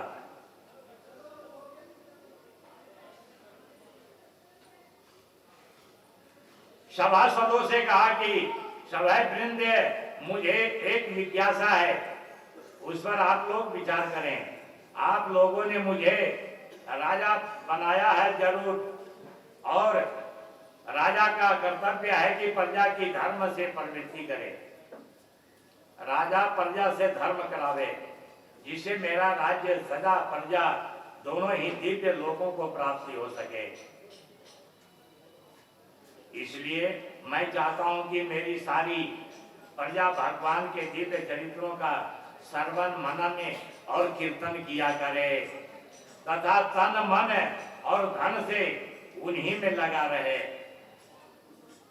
जो राजा कर लेकर प्रजा को धर्म में प्रवृत्त नहीं करता, वह परलोक में प्रजा के पाप का फल भोगता है।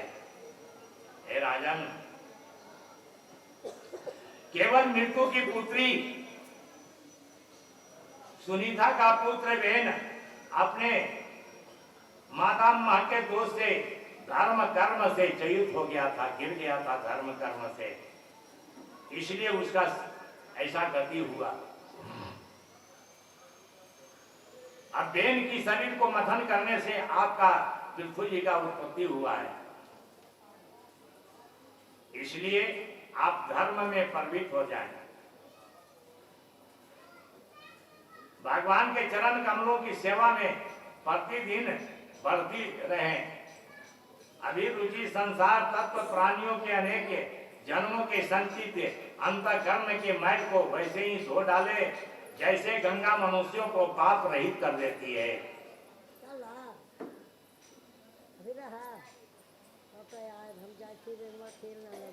गंगा नहाने से गंगा जो है मनुष्यों को पाप धो लेती है, लेकिन पाप धोने के बाद फिर विष्णु लोक को जाता है। गंगा विष्णु को देते हैं और विष्णु जो है ब्रह्मा को देते हैं, और ब्रह्मा जो है फिर वहां से समुद्र में पाप को भेज देते हैं मछली के रूप में बना करके।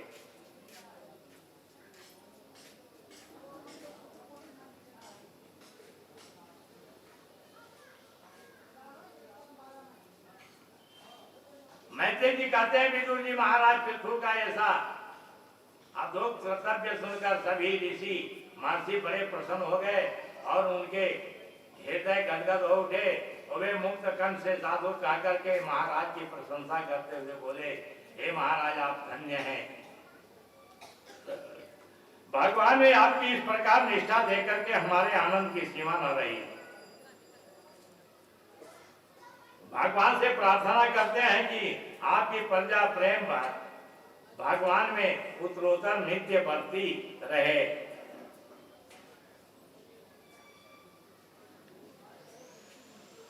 इस प्रकार सभा मंडल में ऋषि मुनि सिद्ध गंधर्व सभ्य राजा की जय जयकार कर प्रशंसा कर ही रहे थे कि सूर्य के समान तेजस्वी सनकादि चारों भाई आकाश मार्ग से उतर गए, दिखाई दिए और थोड़ी ही देर में वे सभा मंडल में आ पहुंचे।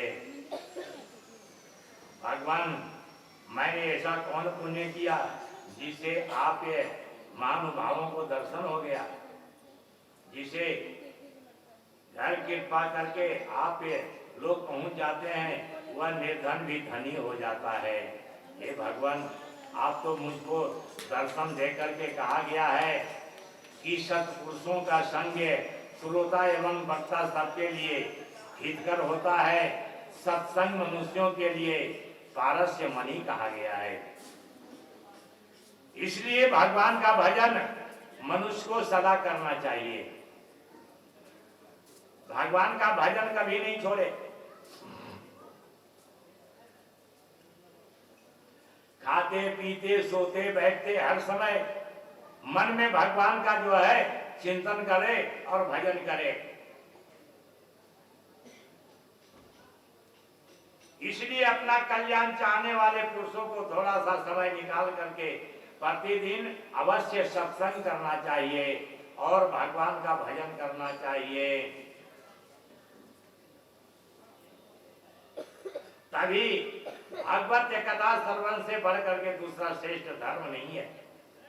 इसलिए भागवत का आधा श्लोक आइए का श्लोक हिंदी या संस्कृत में ही पढ़ करके उसका नित्य प्रतिदिन सेवन करें, पढ़ते रहे और भगवान को भजन भी किया करे।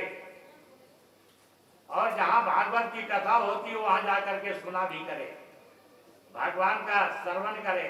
संसार को पार करने के लिए जिसे भगवान के चरण रूपी नौका का आश्रय नहीं लिया है, उसे ही संसार पार करने में महान क्लेश भी होता है। तुम भगवान के चरण रूपी नौका का आश्रय लेकर इस दुस्तर संसार सागर को पार कर लो। मैत्रेय जी कहते हैं विदुर जी, ब्रह्म ज्ञानी संत कुमार जी ने इस अमूल्य उपदेश से राजा को भगवत प्राप्ति का साधन तथा आत्मा के स्वरूप ज्ञान का निश्चय हुआ। वह हाथ जोड़ करके कुमारों की प्रशंसा करते हुए बोले कि भगवान दया सागर, भगवान ने मुझ पर जो पहले अनुग्रह किया था उसको अब संपन्न करने के लिए आपका यहाँ शुभागमन हो गया है।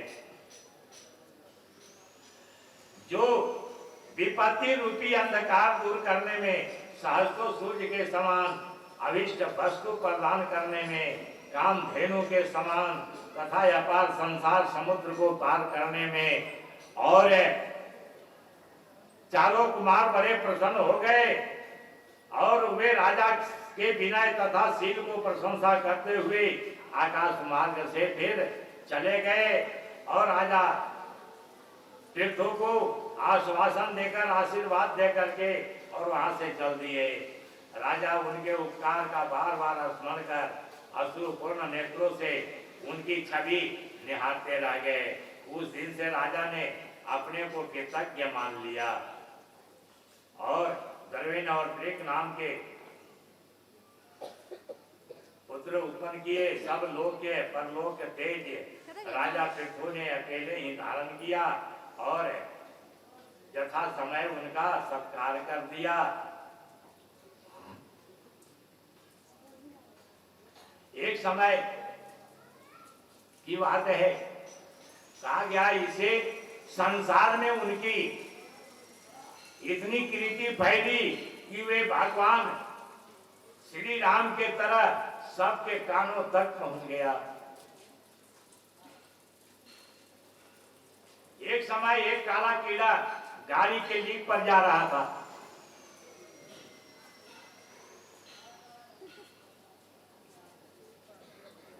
तेजी से भाग रहा था। अब दैव योग से उसी मार्ग से व्यास जी जा रहे थे। कीड़ा को पूछे कि अरे तुम कहां जा रहे हो? कहीं देखता नहीं है, गाड़ी आ रहा है, दब के मर जाएंगे। इतने में बात करते करते उधर से गाड़ी आ गई और कीड़ा दब करके मर गया।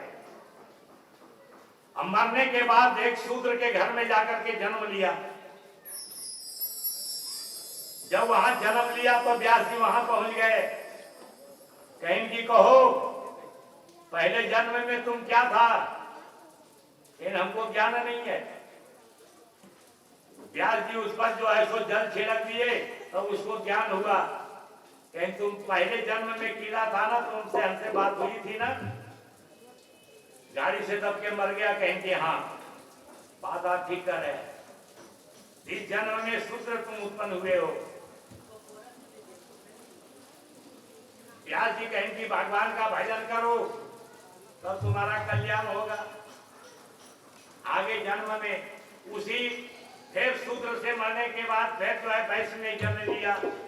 वहां जाकर के वैश्य जी उसको शिक्षा दिए तो वैश्य में जो है सो दान पुण्य बहुत करने लग गया, भगवान को भजन में लीन हो गया। अगले जन्म में जाकर के ब्राह्मण में जन्म लिया।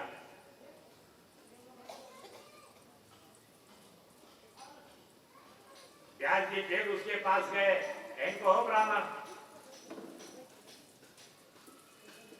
अगले जन्म में तुम क्या क्या था मालूम है? कहेंगे ना। उसको ज्ञान दिए, तब ब्राह्मण को उसको ज्ञान आया।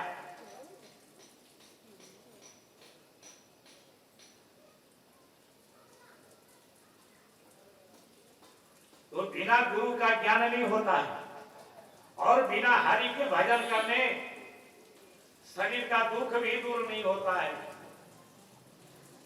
इसलिए नित्य प्रतिदिन अगर शरीर का तकलीफ अगर दूर करना हो तो भगवान का भजन करो ताली बजा करके। सारे शरीर का अगर दुख दूर नहीं हो गया, ताली बजाने से सारे पाप जो है दूर हो जाते हैं और शरीर का दुख भी दूर हो जाता है। अगर कोई नहीं है तो कोई करके देख ले, 2 घंटा मात्र नित्य प्रतिदिन,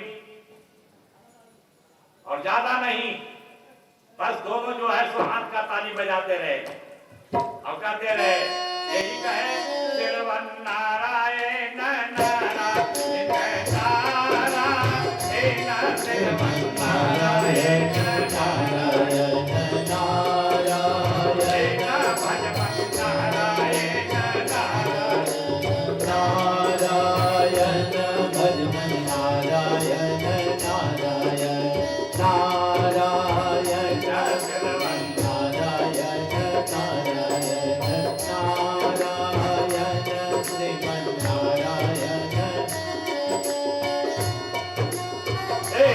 श्रीवन नारायण नारायण नारायण नारायण भजमन नारायण नारायण नारायण श्रीमन नारायण नारायण नारायण जोग तेरा अयोध्या नगरी सरजुग तेरे अयोध्या नगरी रामचंद्र अवतारा हे रामचंद्र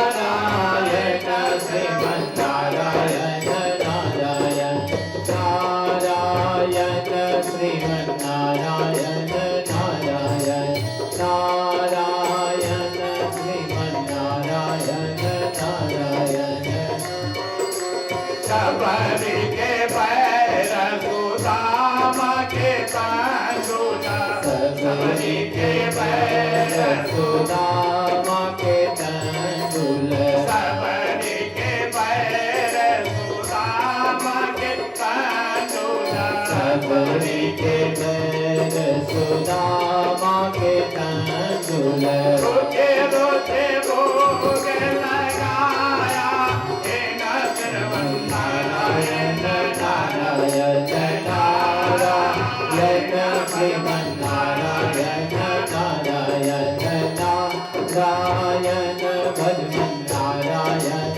नारायण नारायण श्रीमन्नारायण नारायण जय जय रे रे जल जय रे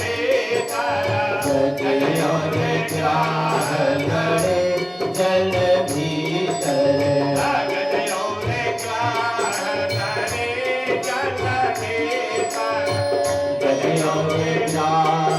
लड़े जल भीतर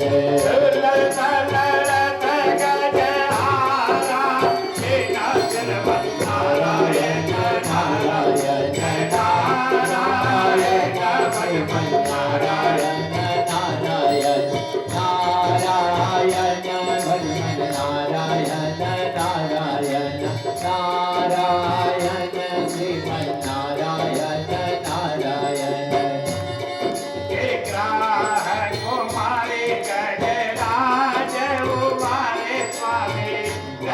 कुमारे गजराज उबारे स्वामी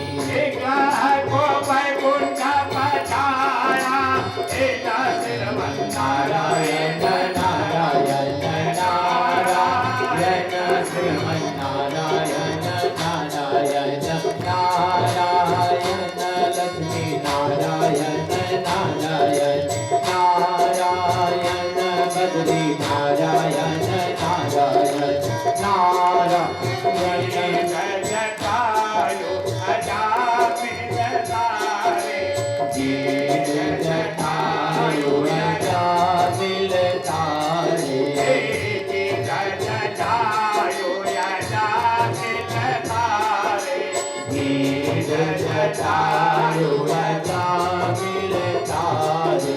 सबरी के मान बढ़ाया हे नारायण नारायण नारायण श्रीमन्नारायण नारायण नारायण लक्ष्मी नारायण नारायण नारायण श्रीमन्नारायण नारायण नारायण श्रीमन्नारायण नारायण नारायण श्रीमन्नारायण नारायण नारायण श्रीमन्नारायण नारायण नारायण भजमन्नारायण नारायण नारायण श्रीमन्नारायण नारायण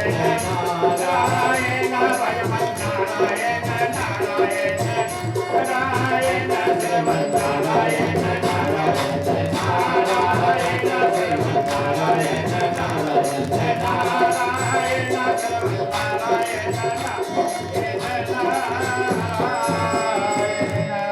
बोलिए भागवत भगवान की जय।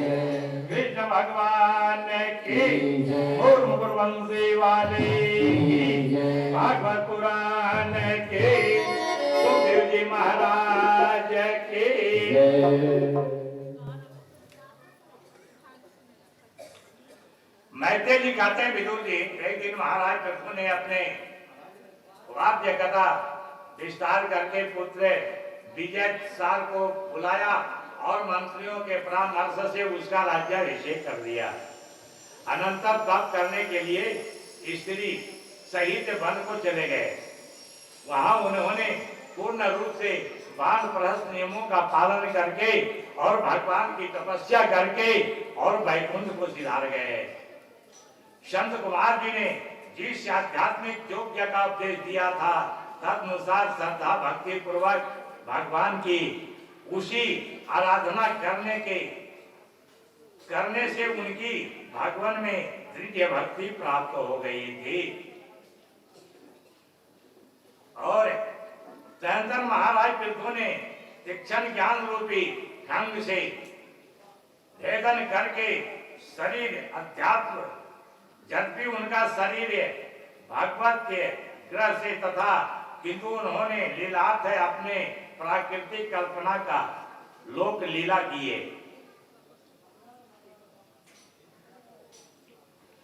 और अनंतर उसने स्नान अपने पति देव को श्रद्धांजलि दी।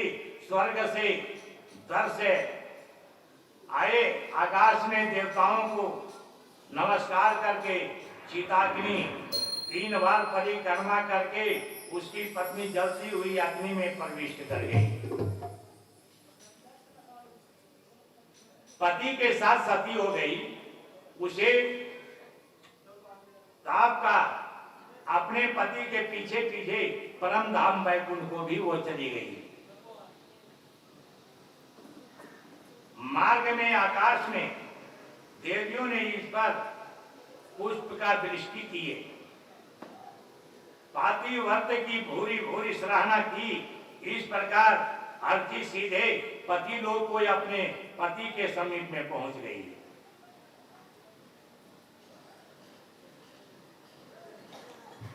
जो मनुष्य परम मंगल में सिद्धियां प्राप्त करना चाहता है वह ब्राह्मण ब्रह्म तेज से संपन्न क्षत्रिय राजा वैश्य सकल संपत्तियों का अधिष्ठाता शूद्र इसे सुनकर पवित्र हो जाता है। अर्थात मूर्ख के हृदय में बंधन मोक्ष की जिज्ञासा जागृत हो जाती है। मैत्रेय जी कहते हैं विदुर जी भगवान एवं भक्तों को महानता का प्रतिपादन करने वाले इस अनुपम ज्ञान को मैंने आपको बता दिया। पृथु के जेठ पुत्र विजितास चक्रवर्ती राजा हुए। उनके 4 छोटे भाई हर्षद धूम्रकेश दीर्घ और गर्विन थे जिन्हें उन्होंने क्रमशः चारों दिशाओं का राजा उन लोगों को बना दिया गया।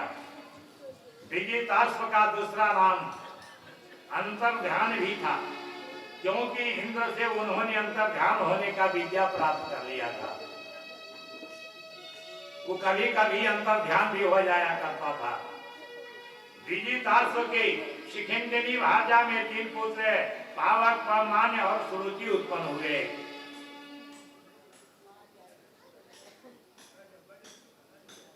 शुक्ल कृष्ण सत्य और जीतवर्त ये 6 पुत्र हुए।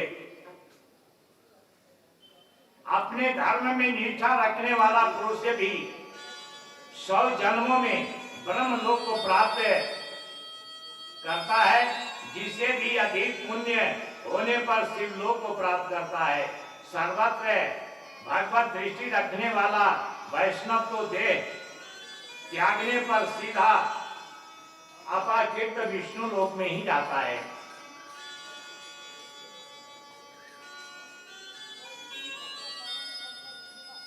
अधिक समाप्ति पर वैष्णव पद को प्राप्त करते हैं। तुम सुदूर के देश के बिना भगवान को प्राप्त नहीं कर सकते हो। अतः मैं तुम्हें भागवत प्राप्ति के लिए योगादेश नाम का स्तोत्र का उपदेश करता हूँ जो रुद्रगीत नाम से प्रसिद्ध है। इसमें भगवान के दिव्य रूप का वर्णन है। तुम एकांत में अस्थिर चित्त होकर के इसका जप करो। इसके बाद से तुम्हें भगवान का साक्षात्कार होगा और तुम्हारे संपूर्ण मनोरथ सिद्ध हो जाएंगे। यह कह करके भगवान शिव ने हाथ जोड़ करके खड़े परचेताओं को रुद्र गीत का उपदेश किया। इस रुद्र गुप्त में 36 श्लोक रह गए हैं। इद्यं व्याकल्प्यं उत्थाय प्राञ्जले सत्यान्वितः शृणुम्याक्षं वेणं मर्त्यो मुच्येत कर्म बंधनाय। जो मनुष्य ब्राह्मण मुहूर्त में उठ करके या स्तोत्र का श्रद्धा और भक्ति से जो पाठ करे अथवा सुनता है और सुनाता है, वह कर्म बंधन से अवश्य मुक्त हो जाएगा, इसमें कोई संदेह नहीं। मैत्रेय जी कहते हैं कि विदुर जी, परचाताओं को भगवान शिव इस प्रकार रुद्र गीत का उपदेश दे करके उनके देखते देखते ही अंतर ध्यान हो गए। तभी प्रचेता जल के अंदर जाकर के 10,000 वर्ष तक इस अस्तोत्र का जप करते हुए घोर तप करने लग गए। इधर वे उसे ज्ञान का उपदेश देने के लिए उनके समीप गए और समझाते हुए बोले कि राजन, तुम किस कर्म से आत्मा का श्रेय प्राप्त करना चाहते हो? प्राचीन बनी ने कहा कि भगवान, कर्म करते करते तो मेरी बुद्धि विक्षिप्त हो गई है, श्रेय का मार्ग क्या है इसका मुझे ज्ञान नहीं है, आप कृपा करके मुझे उत्तम ज्ञान उपदेश करें। नारद जी ने कहा कि राजन, जग में तुमने जिन पशुओं का वध किया हो वह पशु तुम्हारे लिए वहां तैयार है। तुम यहाँ से मर के जाओगे तो तुमको भी पशु लोग वहां काट करके तुम्हें भी छोड़ेंगे नहीं। जैसे तुम पशुओं को काटे हो उसी तरह से तुमको भी वहां काटेंगे। तुम्हारे प्रतीक्षा में लगे हुए हैं पशु लोग। इस संकट से निस्तार करने वाला राजा पुरंजन का अध्यात्म विषयक इतिहास मैं तुम्हें सुनाता हूं, ध्यान पूर्वक सुनो। पुरंजन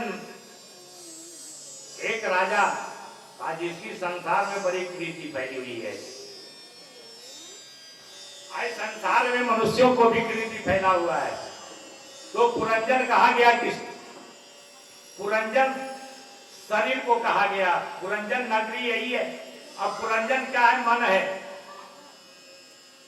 वही पुरंजन जो है 10 इंद्रियां हैं शरीर के अंदर और मन एक नायक है। आज कहते हैं कि 81 के व्रत किए हैं। 81 के व्रत क्या किया? कुछ नहीं किया। एकादशी खाली नियम जान लेने से नहीं होता है। एकादशी का माने क्या होता है और इसका नियम क्या होता है यह जानना होता है, तभी एकादशी होता है। एकादशी का नियम यही है। इसका नाम क्या है? एकादशी। एकादशी का मतलब क्या हुआ? अगर कोई नहीं जाने तो बताएगा क्या? एकादशी का नियम वही होता है। एकादशी तो 10 इंद्रिय हो गए और एक मन हो गया, वो हो गया एकादशी। तो 10 इंद्रियों को इकट्ठा करके बांध लिया और मन को बांध लिया, 11 को बांध करके और दिन रात भगवान के भजन में लगा हुआ है। भगवान का भजन कर रहा है, नारायण का जप कर रहा है, वही एकादशी हुआ। एकादशी ये नहीं हुआ कि चलो आज जो है पापड़ का पूरी खा लिया, सेव मंगा लिया, राबड़ी मंगा लिया, कलाकंद मंगा लिया, जरा फलहार होगा आज है, 10 बार चाय पी लिया है और छोरा छोरी को 10 को गाली दे दिया, 10 को बात कर दिया, बिन्नी को भी जो है उल्टा सीधा बोल दिया, वो एकादशी हो गए हो। वो एकादशी नहीं है। एकादशी वही है कि जो 10 इंद्रियों को बांध करके मन को एकत्र करके और एक भगवान के भजन में दिन रात लग गया, वही एकादशी व्रत कहा गया। बोलिए कृष्ण भगवान।